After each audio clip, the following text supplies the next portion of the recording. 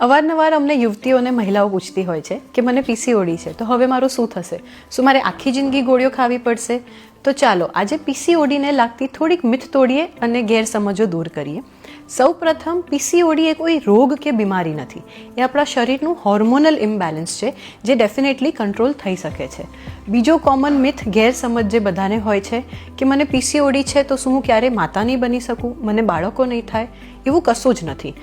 Healthy lifestyle, regular follow up અને સમયસર સારવાર આ બધા જથી મેજોરિટી વિમેન નેચરલ પ્રેગ્નન્સી સુધી પહોંચી શકે છે.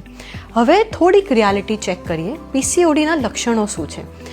તમને ઇરેગ્યુલર પીરિયડ્સ આવતા હોય, અનિયમિત માસિક આવતું હોય, શરીરનું વજન વધતું જતું હોય, આખા શરીર ઉપર ઘણા જાડા વાળ આવતા હોય, રેગ્યુલર કરતાં વધારે જાડા, મોઢા ઉપર ખૂબ વધારે પિમ્પલ્સ થતા હોય, બહુ જ થાક, અતિશય મૂડ સ્વિંગ્સ થતા હોય, તો આ બધા પીસીઓડીના લક્ષણો હોઈ શકે છે.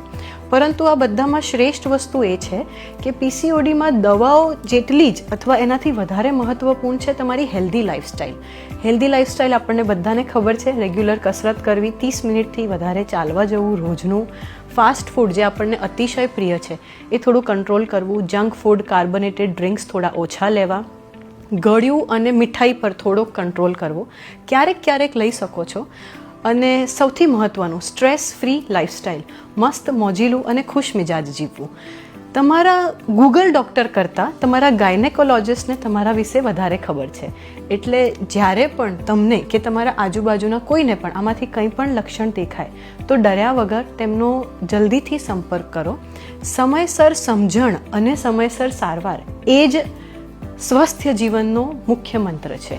અને કાલની સ્વસ્થતા, ફ્યુચર હેલ્ધી એ આજની જાગૃતતાથી શરૂ થાય છે. તો નમસ્કાર, સ્વસ્થ રહો, આવજો.